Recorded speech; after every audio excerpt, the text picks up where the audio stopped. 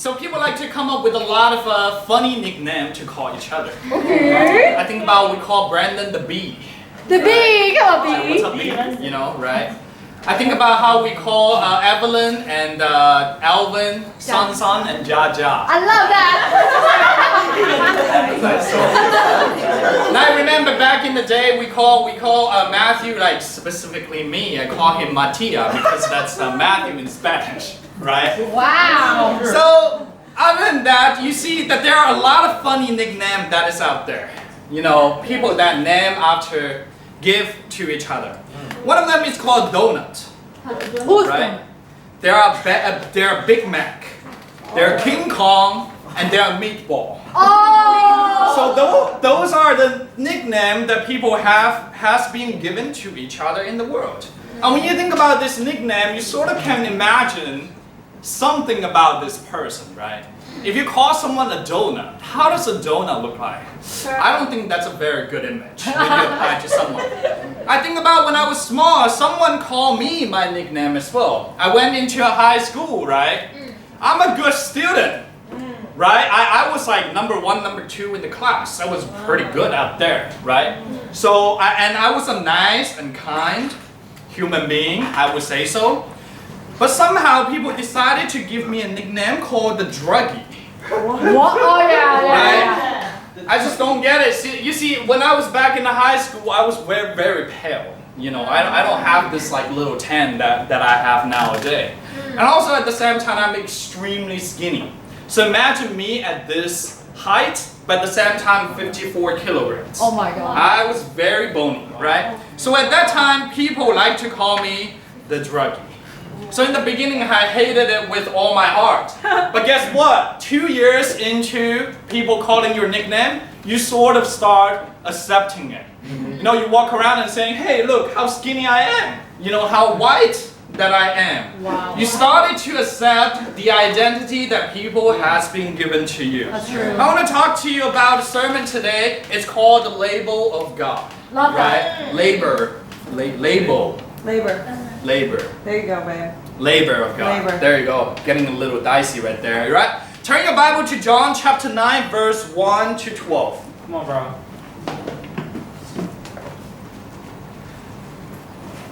So we're going to be focusing on this story.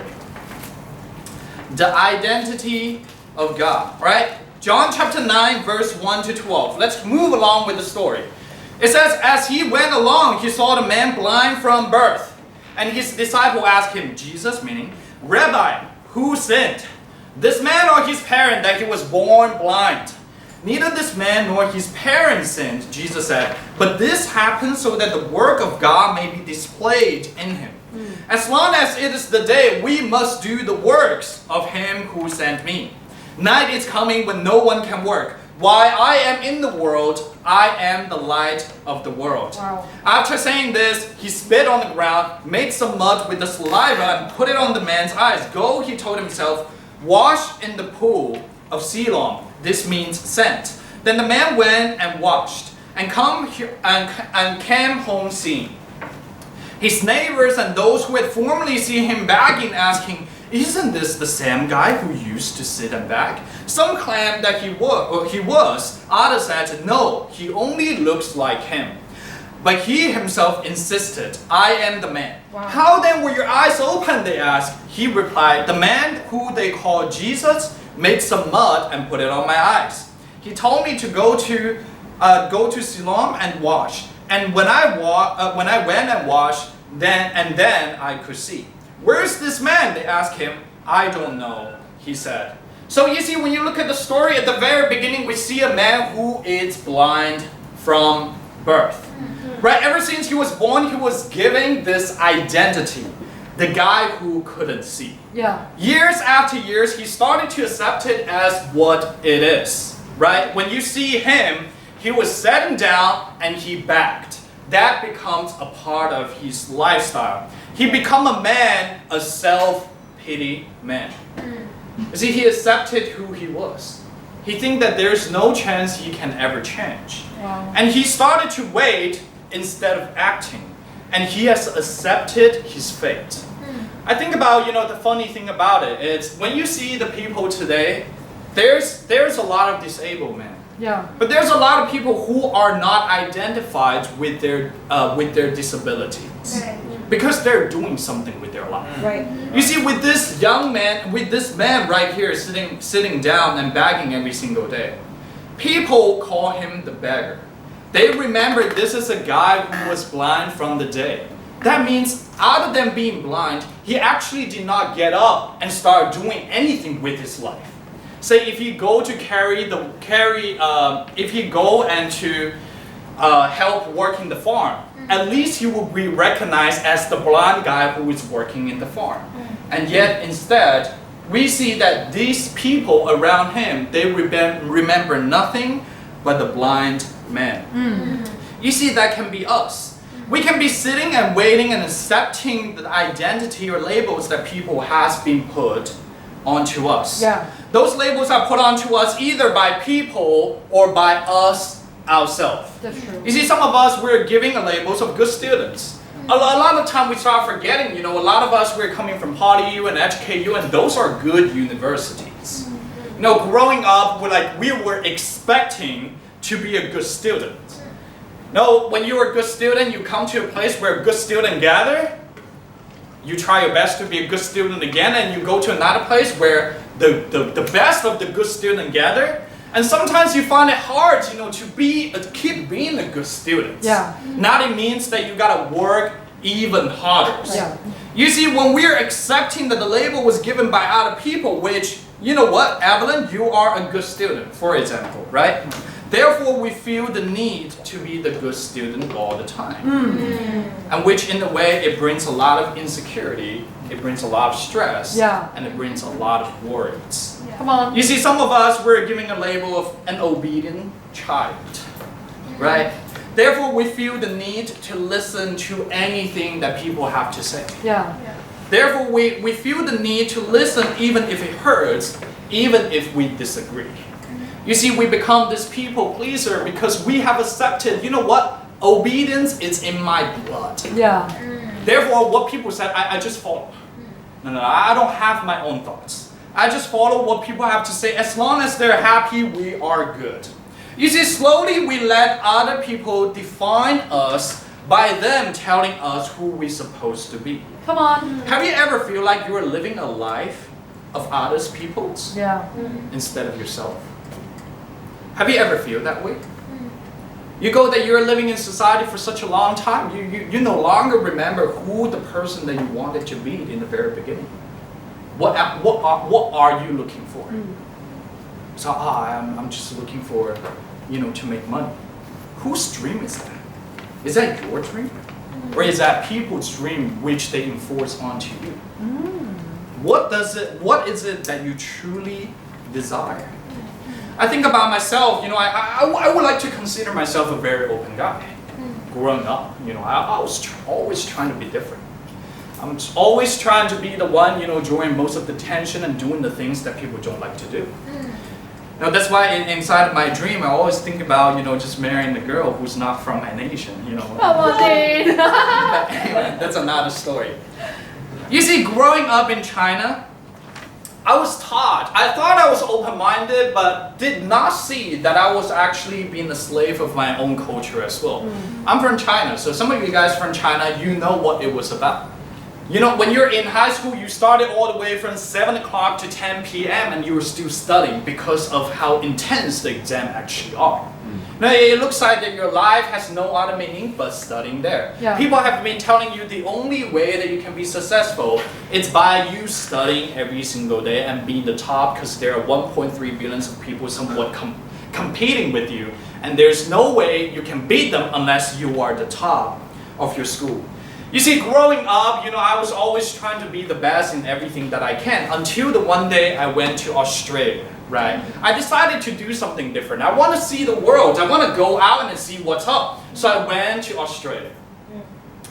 And I get off, I was a bit proud of, how good my English were back in the day. So the first thing I get off the airport is I go to someone who sell the SIM card, and I said, may I have a card? I love that God. Car is over there. Taxi.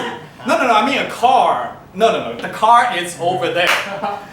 You see? And I start blending into the university. I mean, like, I want to meet friends of different nations. I want to start talking to them. I find out I don't know what to talk because the textbook teach you, how are you? They're supposed to answer, I'm good. How are you? I'm good. How's your day? Good. How's your day? Good. Well, that is supposed to be how it goes, right? Yeah. And I went to someone, how are you? The guy didn't even talk to me. I'm like, wait, this is very different from what I have learned from the textbook. God, Dean. What is happening? So the things that I realized is all these years that I was under the influence of people and the influence of the culture that I go to Australia, I have no social skill inside of me whatsoever. The only thing I know what to do is study. And then I go, okay, at least I can study. And I get into a degree which is called professional accounting. Wow. I dream of a lot of things that I'm gonna do as a human being. Accounting is at the bottom list of what I want it to be. It's the things that I don't want to do the most. But why do I get into professional accounting, people ask? You know what? I had a conversation with my mom, with my dad. What do you want?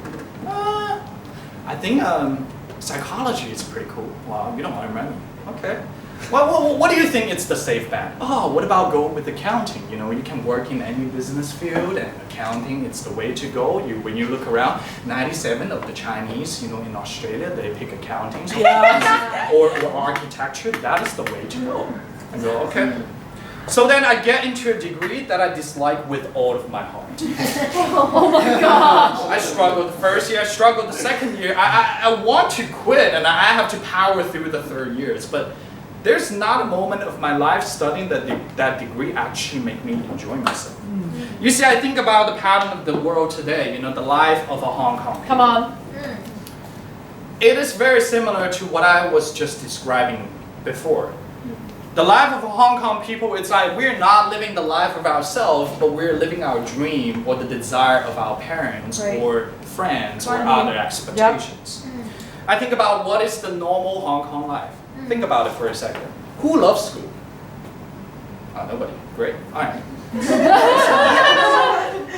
I think about it. We go to school, it's sort of we have to go to school in a way, right? Yeah. So we go to school doing something that we don't enjoy. We get into the major in the university doing something that we don't enjoy.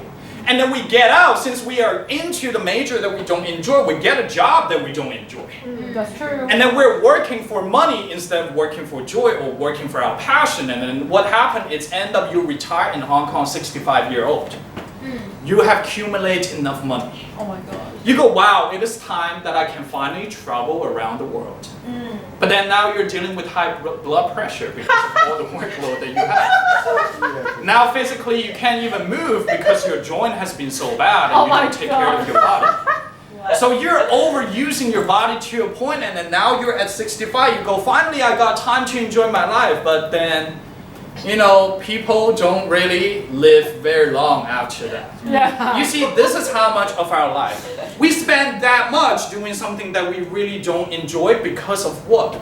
Because we want to go with the label that people has been putting it on us. Come on, Dean. You see in the Bible, the same case actually happened in Mark chapter 1, 16 to 18. It says, as Jesus walked beside the Sea of Galilee, he saw Simon and his brother Andrew casting a net into the lake, for they were fishermen. Come follow me, Jesus said, and I'll send you out to fish for people. At once they left their nets and followed him. So you see that there is Simon and Andrew, their job were a fisherman. Don't get me wrong, back in the day, if you are a fisherman, your father is a fisherman. You see, the brother is a fisherman. I bet the mom is a fisherman. I bet the ancestor is a fisherman. You know, you are the fisherman all your life. Your grandfather is a fisherman, your grand-grandfather is a fisherman, you are just fishermen. You see, finally it comes down to Simon and Andrew. And God, Jesus, go up to them and saying, do you still want to be a fisherman? They go, no. I want to be a fisher of men. You see, eventually it needs to come to a time we need to say no to the label that people has been trying to put up on us. Right, come on. A lot of time people don't even know what they are doing. Why are you a fisherman? I don't know, my dad taught me to be a fisherman. Why is your dad a fisherman? I don't know, the dad of my dad told him to be a fisherman. You see, people are very confused about what they actually want in life. Yeah. And the only direction that they know has been taught by someone else. Come on. Have you thought about not being a fisherman just for a second? Wow. Dad? No, they haven't. That's true. They have never thought about it. But you see, that life doesn't have to be your life today. Wow. Your father is a fisherman doesn't mean you have to be a fisherman today. You see, for Simon and you see for Andrew, they stop laboring themselves with human, but they start laboring themselves with the label of God. The label that will never change. You see, sometimes as a Christian, we can do the same thing as well. We start finding our reason and courage in God, where we start to looking for our reason and identity that is in human being. Yeah. You see, I like the church. Because I'm standing here, I know that none of us were perfect. If you're perfect, raise your hand. I will try my best to convince you that you are actually not. You see? Right. So, I don't want to brag you, I'm sorry.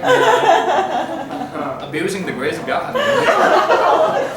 You see, when it comes, the church is a place of gathering of sinful men, and so sometimes that there's a lot of opinions that is floating around the church. Yeah. You see, instead of looking towards God, we like to look towards man to find our approval and our identity. Let me ask you, how do people remember you? Say in the church. Have you heard other Christians describe you as the ineffective one? The pain in the backside one? The weak one? The unfruitful one? The emotional one? The harsh one? The mean one? The unkind one? The unhappy one? Wow. You see, we're giving label to every single person in our church as well.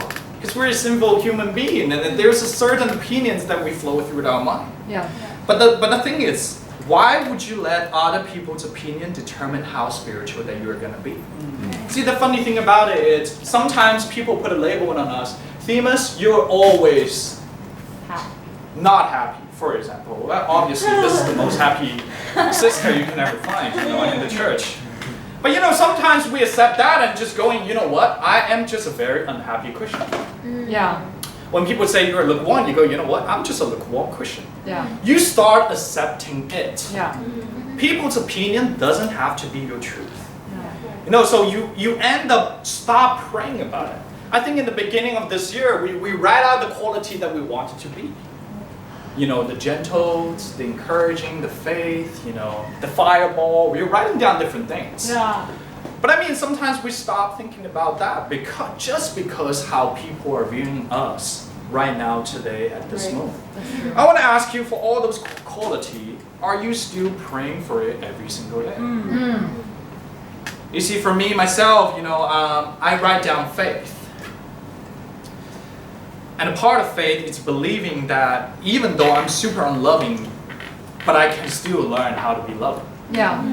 You see, that is the part of the faith that I need to master. I want to ask you, how is your prayer when it comes to these identities? If people think that you are unloving, that is the label that people has put on you. But you see, the label of God, it covers all things. Yeah. That is what I love about it. If they think that you're unloving, show them that you are the most loving brothers or sister in the church. You can do it. Yeah. Because the identity of God overcomes all things. We go outside, we don't tell people, I am me. I'm unkind. I am a fisherman. We don't tell people about all these things. The only identity that we identified ourselves is that I am a disciple of Jesus Christ. That's true. And therefore, everything in the Bible, it becomes my models. It becomes the thing and the way of living. Yeah. That is my way of living. I want to encourage you guys, that today, don't let other people's thoughts influence the decision that you're gonna make.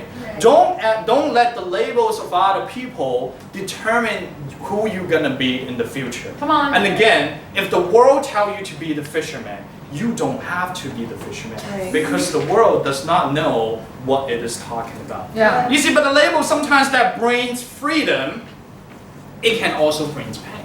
That's true. Right?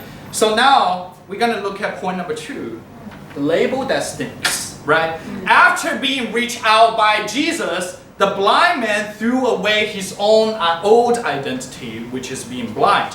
He's no longer the man who couldn't see, but now he can see clearly. Yeah. Now I want to ask you, what is the first thing that he sees? You'll be like, wow, he must be seeing the beautiful sky, the beautiful flower. But no. If you go to John chapter 9, verse 8 to 10, his neighbor and those who had formerly seen him begging asked, isn't that the same man who used to sit and beg? Some claimed that he was, others said, no, he only looks like him. But he himself insisted, I am the man. How then? Were your eyes open? They ask. You see, when the blind man finally receives sight, the first thing that he sees is not the beauty of the world, but the sin of the human nature. That's true. What did he see? A lot of people gathering around him, the first person that he saw, they're not happy for the changes of their life. But what did they do? How then can you see? It doesn't make sense. You can't see. You have to stay blind. You see, that is what the world is doing to us today. Right, come on.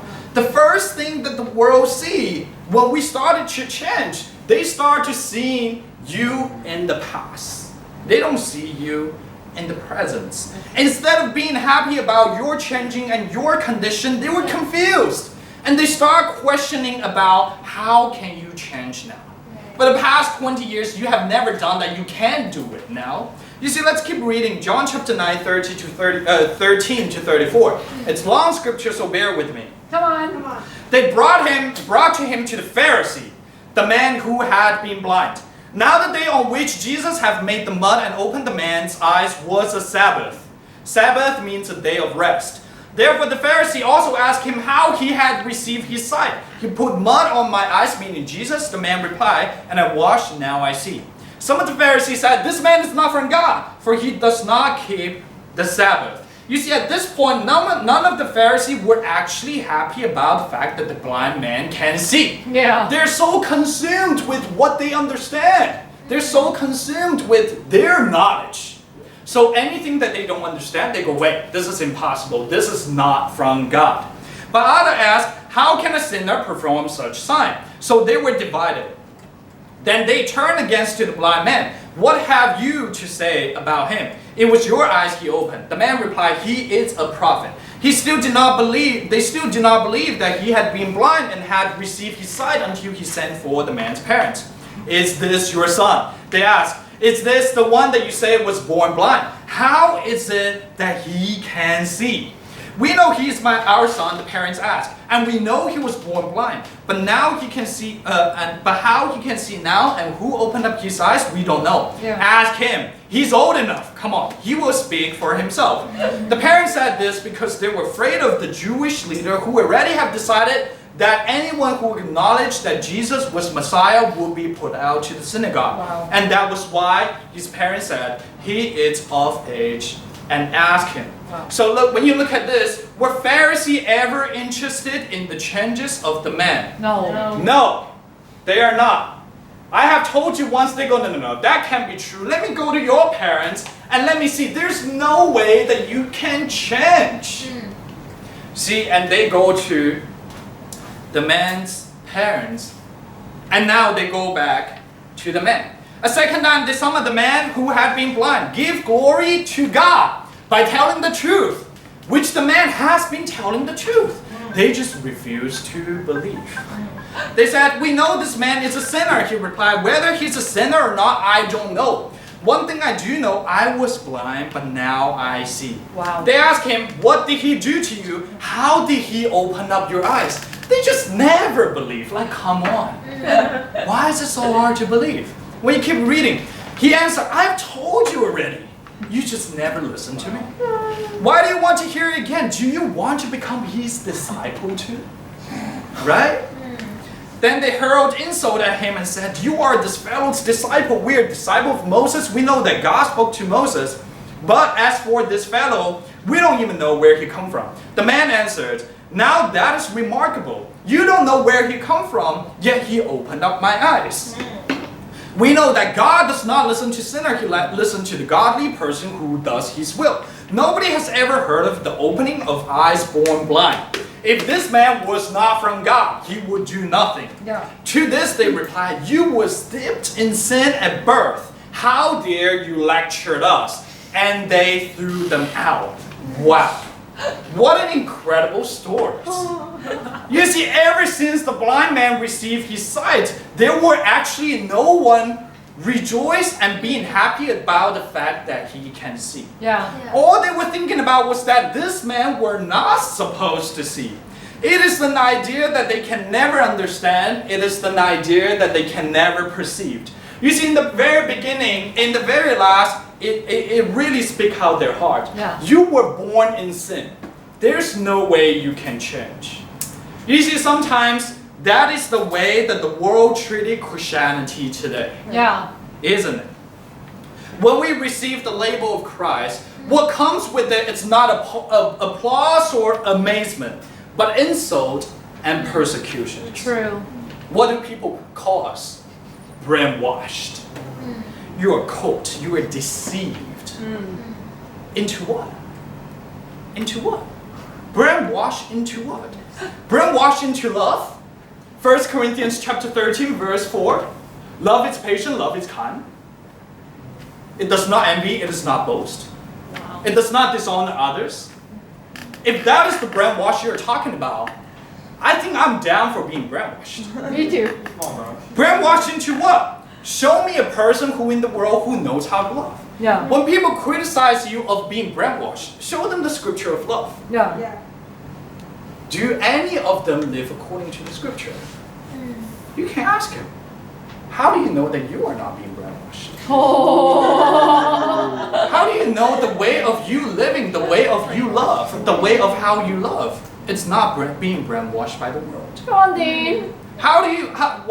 From where do you think that an obedient son only means giving money to parents?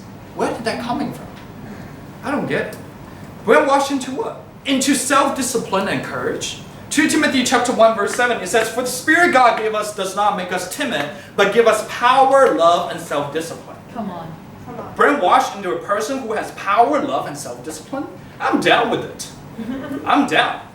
Brainwashed into what? Brainwashed into the freedom? You know, John chapter 8 verse 32, to the Jews who had believed him, Jesus said, if you hold on to my teaching, you will know the truth, and the truth will set you free from what? Right. From sin. Brainwashed into what? Brainwashed into seeing the freedom and seeing the world as what it is and recognizing what is right and what is wrong. Come on. How would you call that as brainwashed? Finding. Wow. You see, people were shocked. This is how messed up the world actually has become. Yeah. When me and Audrey, we were about to, get married. People have been asking a lot of questions in terms of our dating relationship. They asked Audrey, Dean has never kissed you. No. You guys have never had physical relationship. No. They think that it's weird. It's so weird. I mean, what does that even mean? You guys about to get married, but you never lived with each other before? No.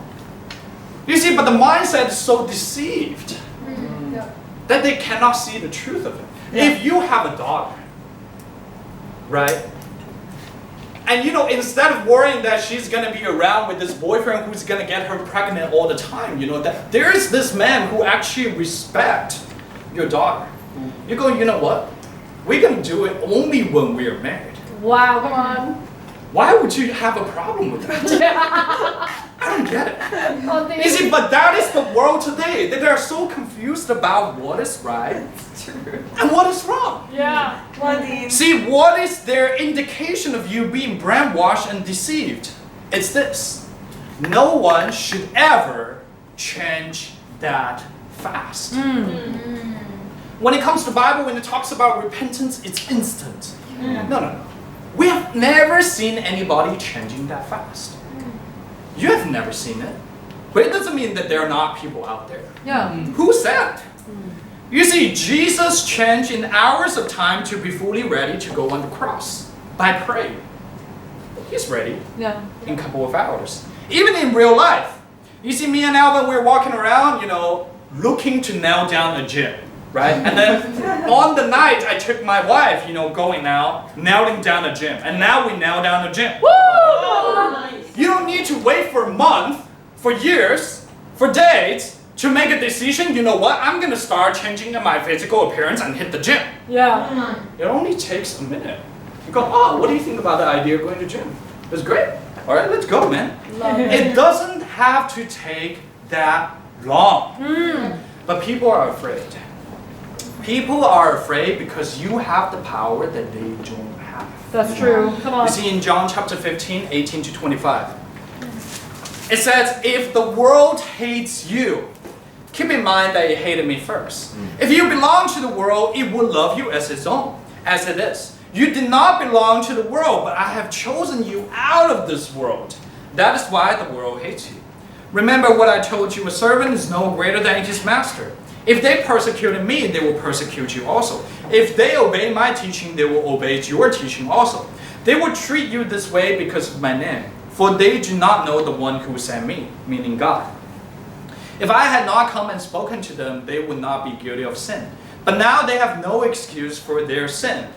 Whoever hates me hates my Father as well. If I had not done among them the works no one else did, they would not be guilty of sin. As it is, they have sinned, but yet they have hated both me and Father, but this is to fulfill what is written in the law. They hated me without reason. People just don't have an idea.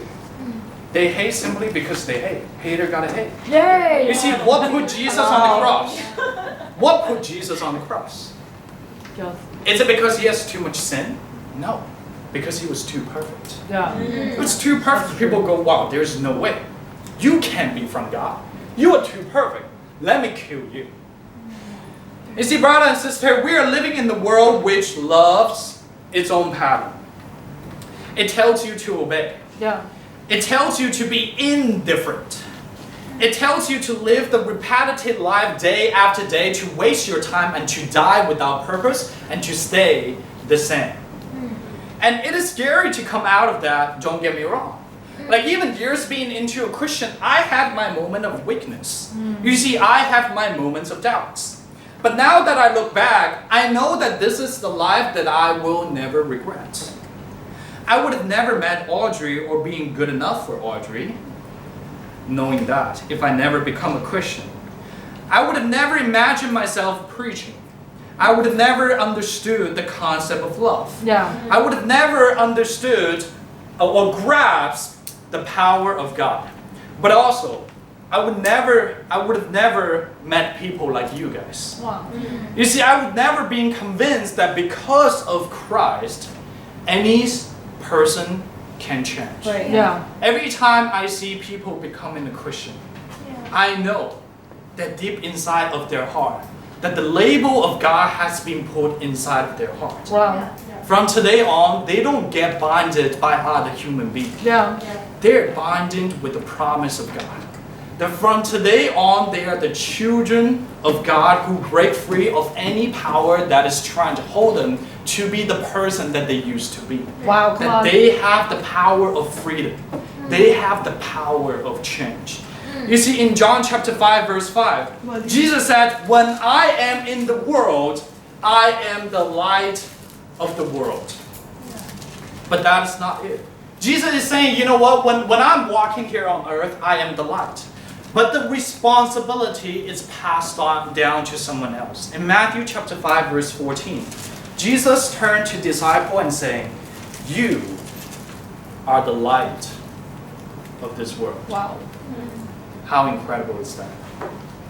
If there is anybody that is living in the darkness, now it is not God's job to bring them out. It is our job. And the way of us showing them the way, it's us being the light ourselves, so that we can illuminate the darkness that is around them. I just want to encourage us all.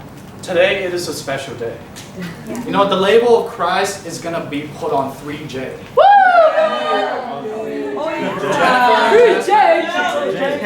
And Jason. Triple J. Triple J. They're going to be the first triplet that we're going to have in the church. They will be remembered as 3J. Back in the day, do you remember that other 2J? I remember. You know, you remember that 3J? I remember. You see, but every single one of them, in order to put on the label of Christ, that every single one of them, they have to let go that the label of the world. It is a battle. It is a struggle. But I'm very proud of them. Because today, they have made the decision to live not by man, but by God. No, there are people out there. I know that you want to become a Christian. I know that you want to break free of your label. I see you, Bobby. My favorite guy. It's incredible, you know. See, I see a lot of you guys, you know, that I want to encourage you, that the world is telling you that you have to hold years, months, dates to change. But I want to encourage you, this minute can be your minute. Today can be the day. It is not hard to change and to start living according to God. If you ever find it hard, remember that we are a family. We don't fight a battle alone. We fight together as a body. So with that, I just want to close off the sermon and hope you guys enjoy it.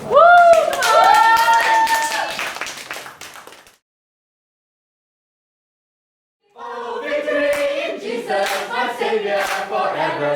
He saw me and bought me with His redeeming blood.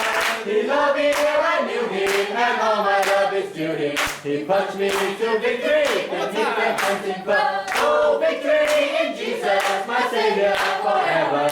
He saw me and bought me with His redeeming blood. He loved me and I knew Him, and all my love is to Him. He punched me to victory, and He can punch blood.